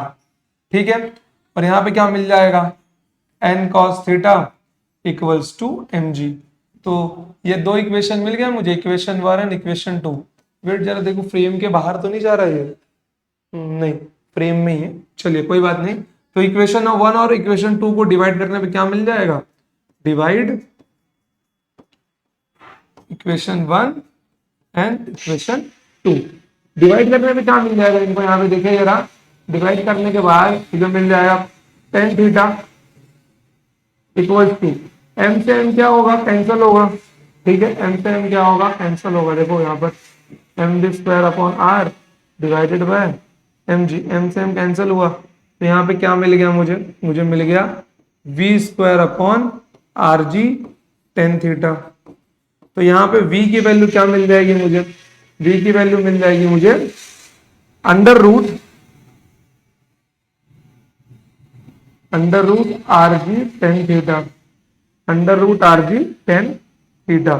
मतलब मेरे वेलोसिटी की जो वैल्यू है वो आर जी टेन थीटा के बराबर हो या फिर इससे कम हो, लेकिन इससे ज्यादा नहीं होनी चाहिए। ठीक है, अब मेरे एंगल पे डिपेंड करेगा कि मेरी वेलोसिटी कितनी होगी। मान लो 60 डिग्री 30 डिग्री हुई तो प्रॉपर स्पीड मेरे को मिल जाएगी। ठीक है, 60 डिग्री और 30 डिग्री हुई तो प्रॉपर स्पीड मिल जाएगी। अगर 0 डिग्री रखता हूं तो सीधे सीधे ये बेंड नहीं कर पाएगा, मतलब ये टर्न ले ही नहीं पाएगा सीधे सीधे। इसको टर्न लेने के लिए खुद को बेंड करना होगा, या फिर साइकिल रोके फिर अपना साइकिल डायरेक्शन मोड़े फिर वहां से जाए। बट अगर मूविंग साइकिल पे इसको टर्न लेना है तो बेंड होना ही पड़ेगा। अब इनकेस मान लो ये अगर 90 डिग्री ले ले तो 90 डिग्री बेटा यहां से नहीं काउंट होगा, 90 डिग्री काउंट होगा यहां से। ठीक है, तो 90 डिग्री अगर पूरा ले ही लिया ये तो जमीन पे सो जाएगा ना, छिला जाएगा उसका पूरा। ये सब क्या होगा, चोट वोट लेके बैठेगा भैया घर पे जो आज यहाँ पे साइकिल लेके घूम रहा है। ठीक है, तो यहां पे देखना कि इसका एंगल क्या हो, ज्यादा भी नहीं हो, क्योंकि इसकी जो स्पीड है वो इससे कम हो या फिर इसके बराबर हो, लेकिन इससे ज्यादा नहीं होनी चाहिए। समझ गए। और एंगल 90 डिग्री ना हो तो ही अच्छा है, बंदा सही सलामत रहेगा। तो वेलोसिटी का ये एक दूसरा फॉर्मूला मिला हम लोगों को। ठीक है, वेलोसिटी का ये एक दूसरा फॉर्मूला मिला। 3-4 फॉर्मूला वेलोसिटी के मिलेंगे और कोशिश करेंगे कि बेंडिंग ऑफ रूट्स तक पहुंच जाए हम लोग। कोशिश करेंगे कि बेंडिंग ऑफ रूट्स तक पहुंच जाए। फटाफट लिख लो इसको, लिख लो फटाफट, चलो लिख लो फटाफट। इसके बाद में केस पढ़ना है डेथ वेल का।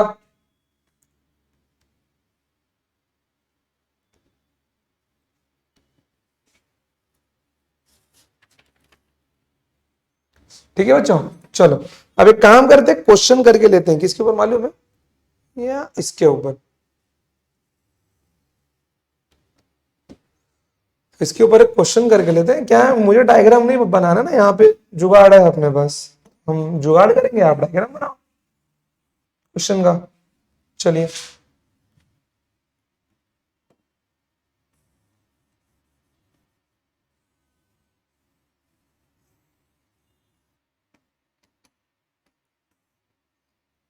लेट सपोज कि यहां पे मेरे पास एक मास है और उस मास की वैल्यू है 50 kg।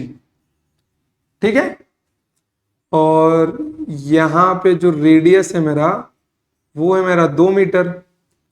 रेडियस कितना है मेरा, रेडियस मेरा है 2 मीटर, इसको येलो से लिखता हूं। रेडियस है मेरा 2 मीटर और जो मेरा कोएफिशिएंट ऑफ फ्रिक्शन है वो है 0.8। ठीक है, तो आपको फाइंड करना है, फाइंड दी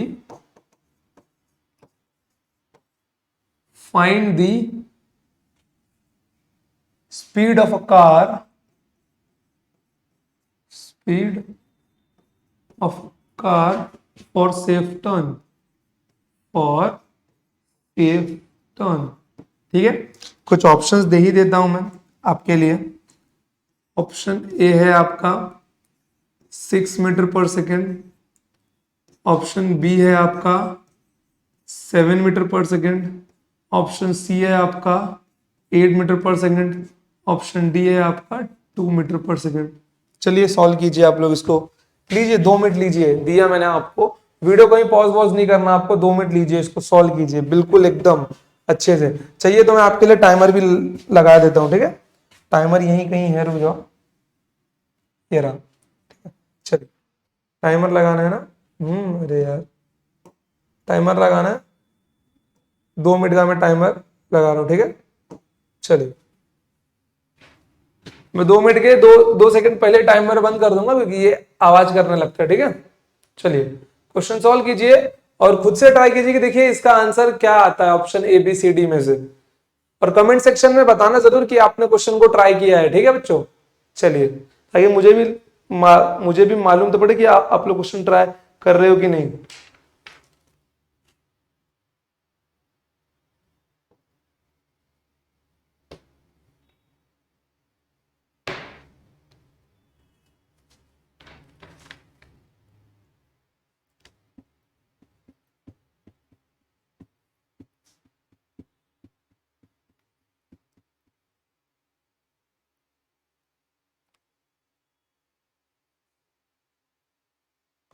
चलो चलो टाइम बीत रहा है बच्चों, 1 मिनट हो गया।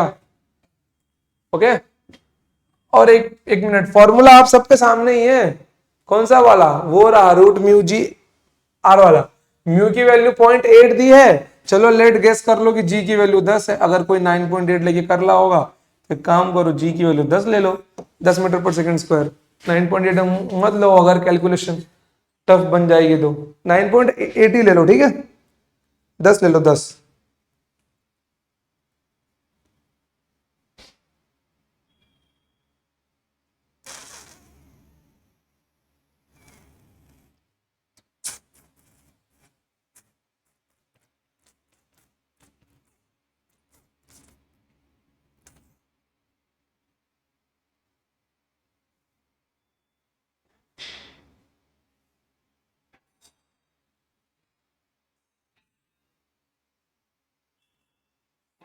चलो बच्चों, कुछ नहीं, मैंने फटाक से बंद कर दिया इसको। चलिए आइए, देखिए अभी यहाँ पे स्पीड ऑफ द कार बोलिए, वेलोसिटी का फॉर्मूला निकालना है आपको। क्या था? लेस देन और equal to root mu ji R, ठीक है? तो म्यू की वैल्यू क्या थी मेरी? 0.8, जी की वैल्यू 10 और आर की वैल्यू 2। तो ये 8 बन जाएगा, ये 16 बन जाएगा। रूट लूंगा तो रूट 16 का रूट कितना आ जाएगा? 4 मीटर पर सेकेंड। अब आपको लग रहा होगा सर ये तो आपने ऑप्शन में दिया ही नहीं है। देखो क्या बोल रहा है कि वेलोसिटी 4 हो या फिर 4 से कम हो, ठीक है? वेलोसिटी 4 हो या फिर 4 से कम हो, तो 4 से ज्यादा वाले ऑप्शन तो रहेंगे ही नहीं। 4 से कम एक ही ऑप्शन दिख रहा है, ऑप्शन डी। यहां पर 3 मीटर पर सेकंड भी होता तो भी सही होता, 4 मीटर पर सेकंड होता तो भी सही होता, लेकिन इनके अलावा कुछ होता, मतलब इनसे बड़ा जो भी नंबर होता वो हम लोग नहीं लेते। ठीक है बच्चों, बढ़ते हैं आगे। सिंपल सा क्वेश्चन, चलिए ये केस भी आपको समझ में आ गया होगा। चलिए अब चलते हैं हम लोग आगे अपने अगले टॉपिक पे, जिसका नाम है बैंकिंग ऑफ रोड। जिसका नाम क्या है? Banking of road. बच्चों ये अकेला ऐसा टॉपिक है जो डेरिवेशन पार्ट इंक्लूड है इसके अंदर, ठीक है? तो थोड़ा दिल थाम के बैठना, डेरिवेशन थोड़ा बोरिंग है, बट आपके बुक में डेरिवेशन नहीं दिया हुआ है। देखो आप लोग अगर अपने टेक्स्ट बुक का ना, मैं आपको दिखा देता हूं अपने टेक्स्ट बुक का पेज नंबर 6 और 7 खोल के देखना, यह आपका टॉपिक है, ठीक है? किसका? ये बैंकिंग ऑफ रोड्स का। बट यहां पे आपको प्रूफ नहीं दिया, सिर्फ और सिर्फ थ्योरी दिया हुआ है। बट पेपर में प्रूफ पूछेगा और बाहर आंसर द फॉलोइंग क्वेश्चन में इससे रिलेटेड क्वेश्चन भी है जो आपको प्रूफ वहां पे डिराइव करना है, ठीक है? तो आइए, तो बैंकिंग ऑफ रोड्स, ठीक है? बैंकिंग ऑफ रोड्स का जो टॉपिक है, हम लोग अच्छे से इसका प्रूफ देखेंगे। मैं आपको दो प्रूफ बताऊंगा। पहला जो थोड़ा डिफिकल्ट है, ठीक है, विच इज फ्रॉम एनसीईआरटी, और सेकंड वाला बहुत सिंपल है, ठीक है? दोनों में से जो प्रूफ अच्छा लगे उसको अपना लेना आप लोग। अगर क्वेश्चन 4 मार्क का है तो थोड़ा बड़ा लिख के आना, 2-3 मार्क का है तो छोटा लिख के आना, ठीक है? बस थ्योरी बहुत लिखना है इसके अंदर। जितनी थ्योरी मैं आपको बताऊं उतनी थ्योरी सब लिख के आनी है। और मैं आंसर तो मतलब कि जो मैं सॉल्यूशन शीट आपको प्रोवाइड करूंगा उसमें भी थ्योरी लिखी रहेगी। चलिए, तो मैं यहाँ पे डायग्राम ड्रॉ कर रहा हूं, तब तक आप लोग मेरे साथ भी यहाँ पे डायग्राम ड्रॉ कीजिए, ठीक है?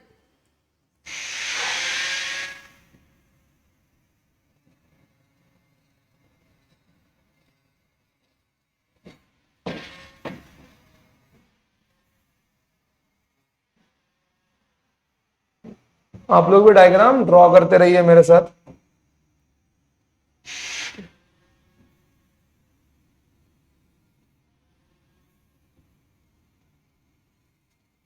ठीक है, चलिए, थोड़ा सा 3D जैसा दिख रहा है मुझे, ठीक है?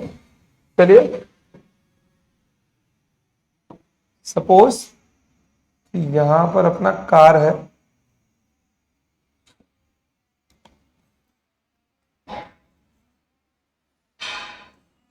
ठीक है? यहां पर अपनी एक छोटी सी गाड़ी चल रही है जिसके दो छोटे छोटे चक्के हैं।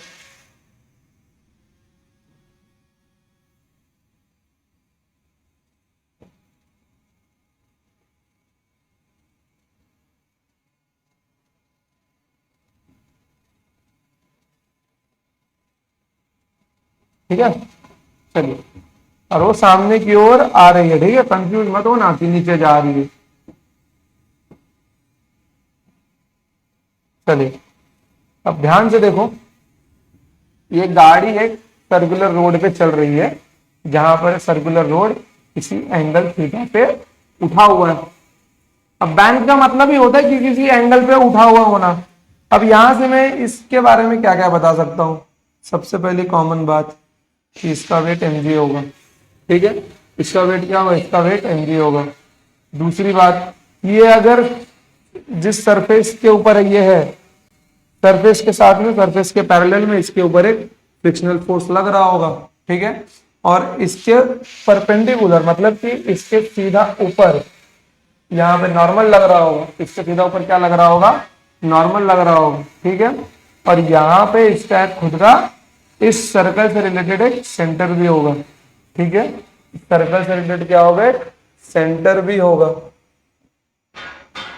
ठीक है, क्या होगा, एक सेंटर भी होगा, क्योंकि ये सर्कुलर मोशन तो परफॉर्म करेगा ही ना।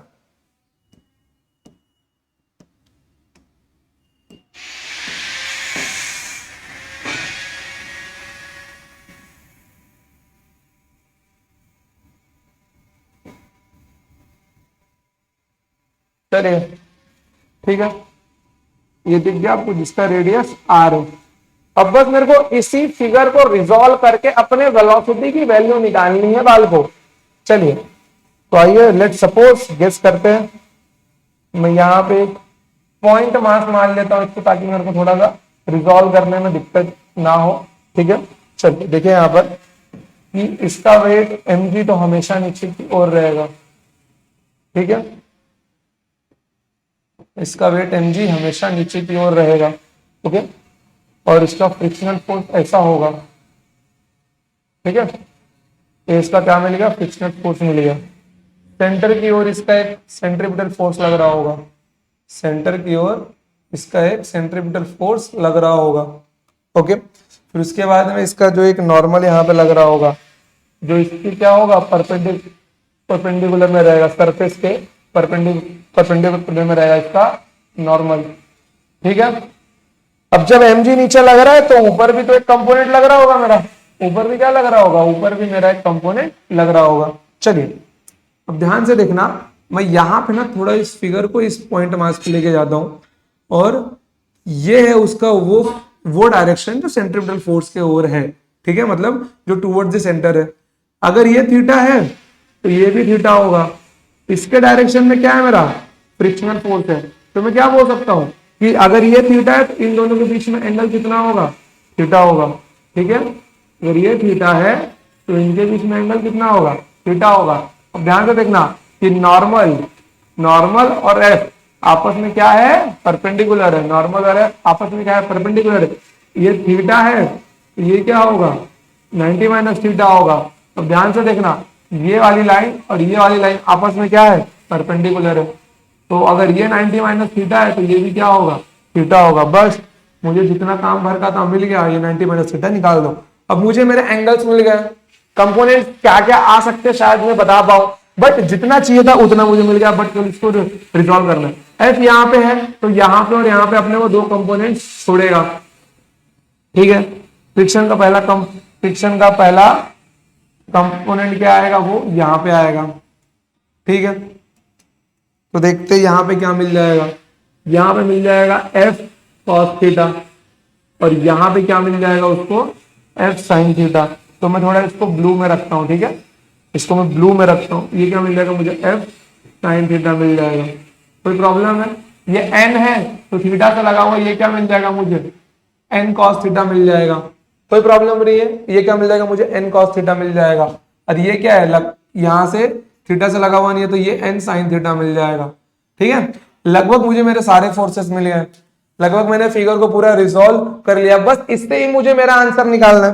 तो एक काम करता हूँ, इस स्लाइड का डुप्लीकेट कॉपी बना लेता हूँ। देखो नीचे ना बहुत सारे आपके लिए क्वेश्चन रखे मैंने, बहुत सारे क्वेश्चन रखे मैंने, और एक क्वेश्चन आपको ऐसा भी रहेगा जो आपका आंसर द फॉलोइंग में पूछा गया है, बट उसका आंसर टेक्स्ट बुक में नहीं है आपके, ठीक है।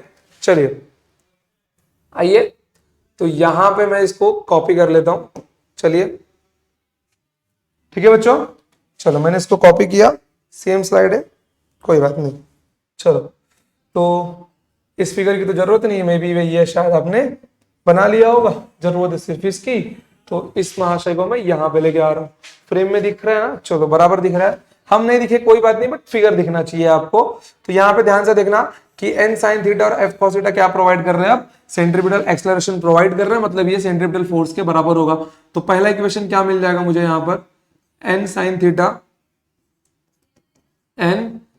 Theta plus f cos theta equals to m v square upon r होगा। ओके, दूसरा इक्वेशन क्या मिल जाएगा मुझे, देखो n cos theta equals to f sin theta plus mg, ये इसके सम के बराबर होगा, f sin theta plus mg होगा। ओके, अब देखना f sin थीटा मैं यहां पे लेके आता हूं तो क्या मिल जाएगा मुझे, n cos theta minus f sin theta equals to mg। ठीक है, तो मुझे यहाँ पे मेरे दो इक्वेशंस मिल गए, मुझे यहाँ पर मेरे दो इक्वेशंस मिल चुके हैं, कोई प्रॉब्लम नहीं है। अब देखो मुझे क्या पता है, मुझे मेरा f का वैल्यू पता है, क्या है मेरा f का वैल्यू, f का वैल्यू है मेरे म्यू n। ठीक है, तो put f equals to mu n in equation second. ठीक है, put f equals to mu n in equation second. First में भी पुट कर सकते हो, कोई प्रॉब्लम नहीं है, बट डेरिवेशन थोड़ा लंबा बन जाएगा, इससे थोड़ा छोटा होगा, और सेकंड वाला जो बताऊंगा प्रूफ वो इससे भी छोटा है। ठीक है, तो यहाँ पे क्या मिल जाएगा मुझे, देखना mu n cos theta minus f sin theta equals to mg। Wait n की जगह नहीं रखना, f की जगह रखना है ना। यहाँ पे क्या मिल जाएगा, n cos theta minus mu n sin theta equals to mg। अब एक काम करो, n कॉमन निकाल लो यहां से, क्या मिल जाएगा, cos theta minus mu sine theta equals to mg। n यहीं पे रखो, इसको यहां भेज दो, mg upon cos theta minus mu sine theta. ठीक है, कोई प्रॉब्लम नहीं है ना इसके अंदर। चलिए, तो यहां पे आपको एक फॉर्मूला मिल गया, किसका, n का। चलिए, बहुत बढ़िया बात है, ध्यान में रखना है इसको।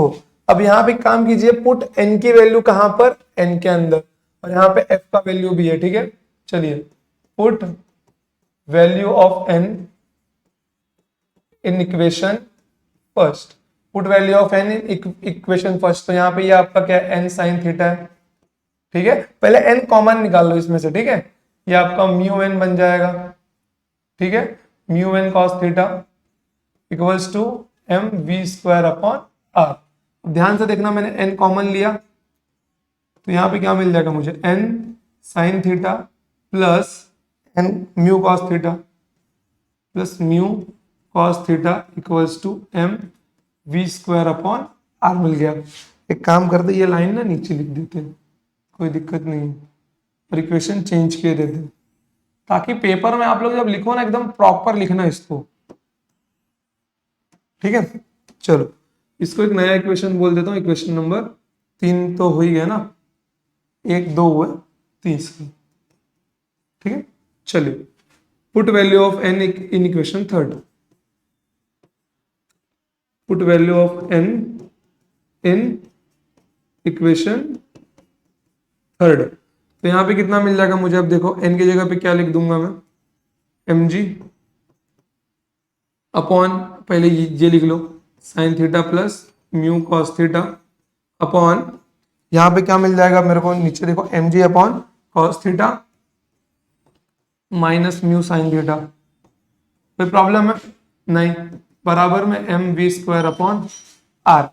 अब ध्यान से देखना, mg मेरे क्या होंगे, कैंसिल होंगे। ठीक है, जी को यहां पे भेज दो, और यहां पे क्या मिल जाएगा, sine theta plus mu cos theta upon cos theta minus mu sine theta equals to we square upon R G. ठीक है, आर जी या फिर जी आर। चलिए, अब एक काम कीजिए, यहां पे कॉस से डिवाइड कीजिए, जब ऊपर नीचे कॉस से डिवाइड करेंगे, divide by cos theta,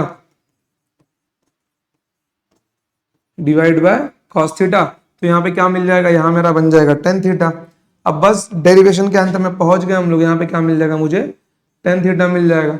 tan theta मिलने के बाद प्लस म्यू, कॉस तो cancel, divided by 1 minus mu sine by cos tan theta equals to we square upon G R. ठीक है, अब वी जी आर को वहां पे भेजूंगा तो, और v का स्क्वायर रूट लूंगा तो फाइनल इक्वेशन क्या मिल जाएगा मुझे, ध्यान से देखना, जी आर यहाँ पे जाएगा तो g r into mu plus tan upon 1 minus mu tan, फिर मैं लूंगा रूट तो मुझे क्या मिल जाएगा यहाँ पे, are g into mu plus tan theta divided by 1 minus mu tan theta, 1 minus mu tan theta. कोई दिक्कत नहीं है, तो ये मुझे मेरे वेलोसिटी का इक्वेशन मिल गया। ठीक है, कहां पर, बैंड रोड पर। अब इस इक्वेशन की ना आप लोग खासियत देखना बच्चों, इस इक्वेशन की ना आप लोग खासियत देखना, क्या खासियत है इसकी। थोड़ा सा ना मैं जगह बनाता हूं कि मुझे एक दो चीजें और लिखनी है, तो थोड़ा सा मैं इसको शिफ्ट करता हूं ताकि मैं लिख पाऊं।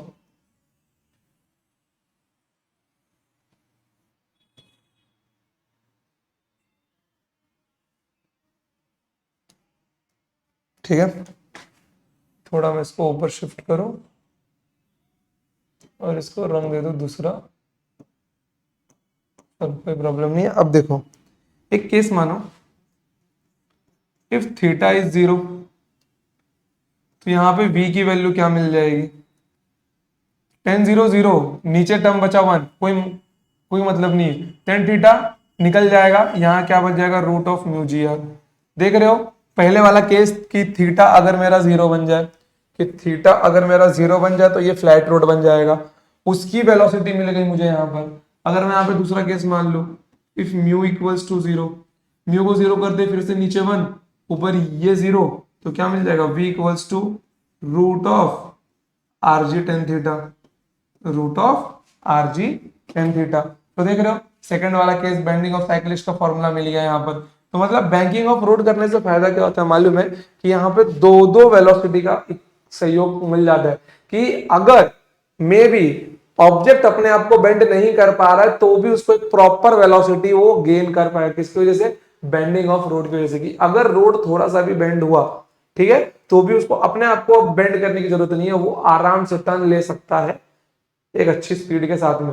पहले क्या था, अगर उसको टर्न लेना है तो खुद को बेंड करना पड़ेगा, खुद को बेंड नहीं करना तो रोड को ही बेंड कर दो, कोई प्रॉब्लम नहीं है।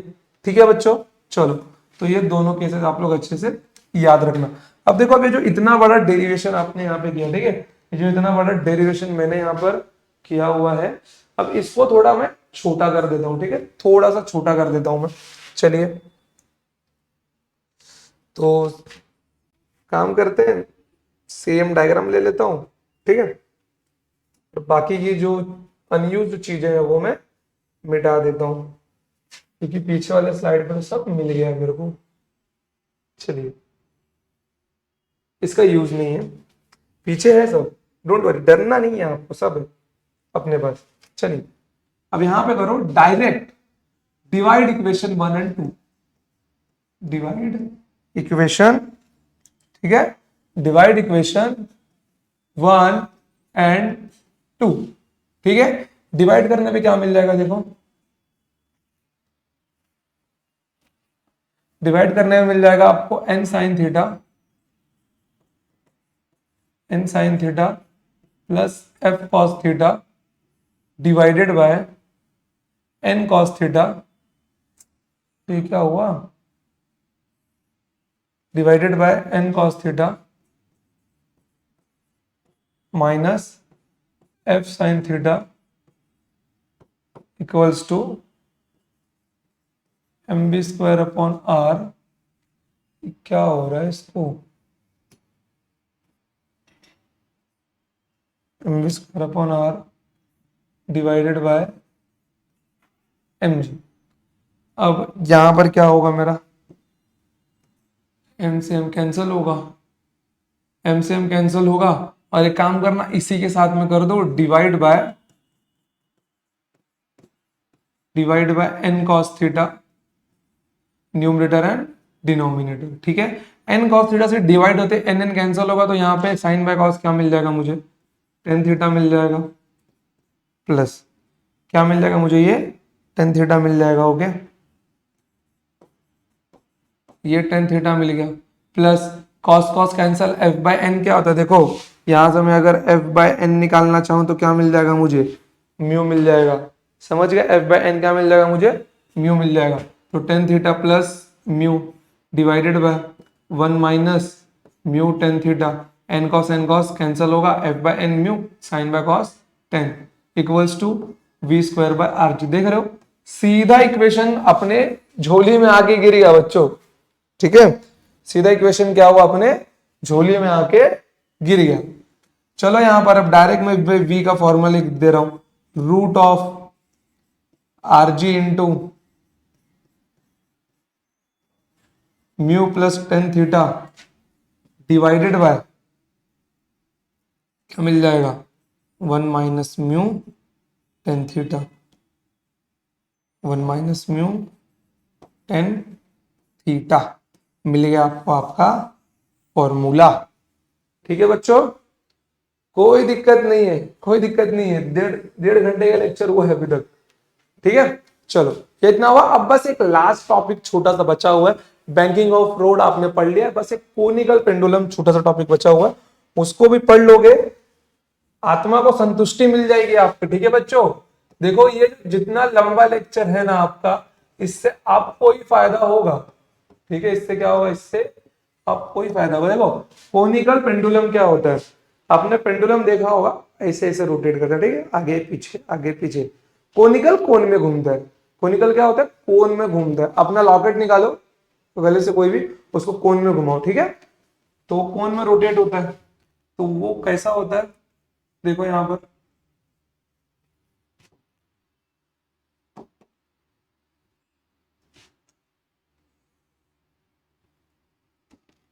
लेट सपोज कि यहां पे क्या है, एक छोटा सा पेंडुलम है, ठीक है, जो कि क्या है, कोन में घूम रहा है और एक सर्कल बना रहा है, क्या बना रहा है, वो एक सर्कल बना रहा है, ठीक है, वो एक सर्कल बना रहा है, और यहाँ पे इमेजिनरी लाइन खींच दो, जो क्या होगा, परपेंडिकुलर टू दिस प्लेन होगा।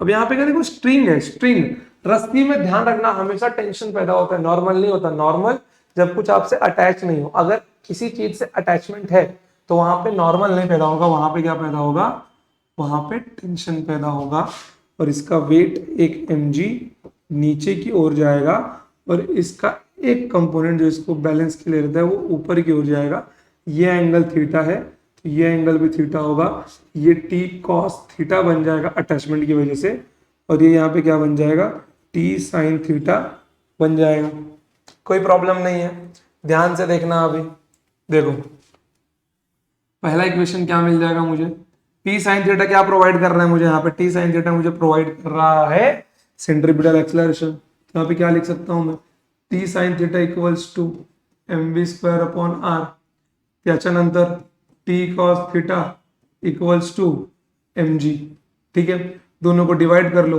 कितना मिल जाएगा, tan theta equals to m से m कैंसिल होगा तो v square by are G, v की वैल्यू क्या मिल जाएगी मुझे, root of are G tan theta.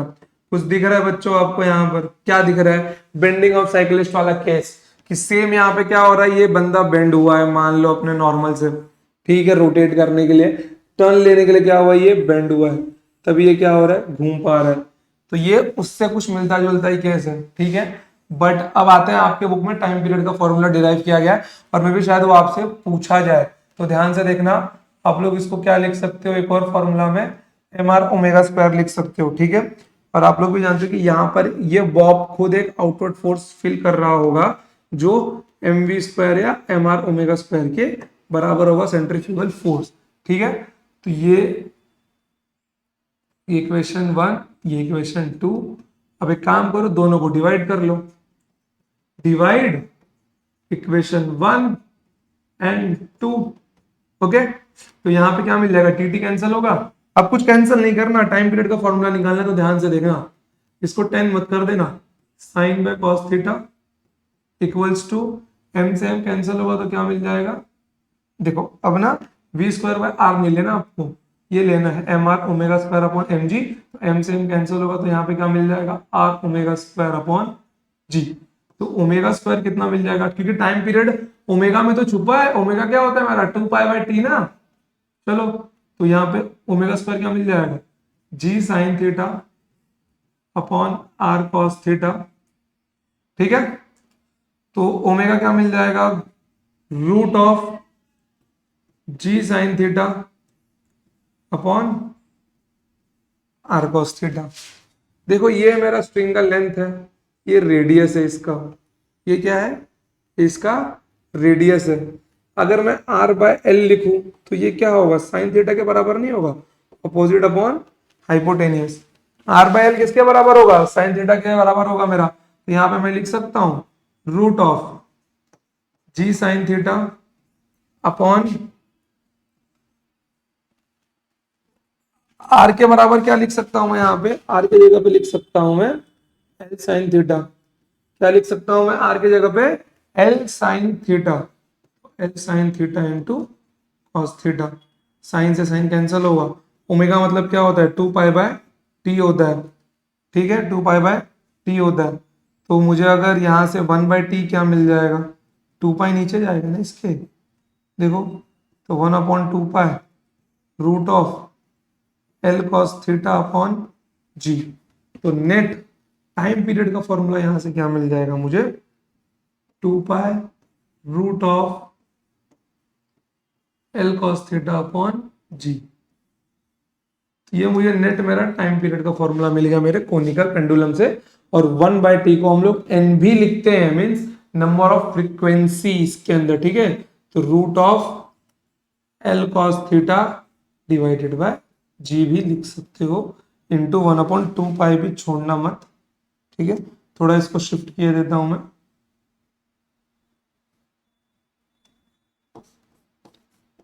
1 upon 2 pi,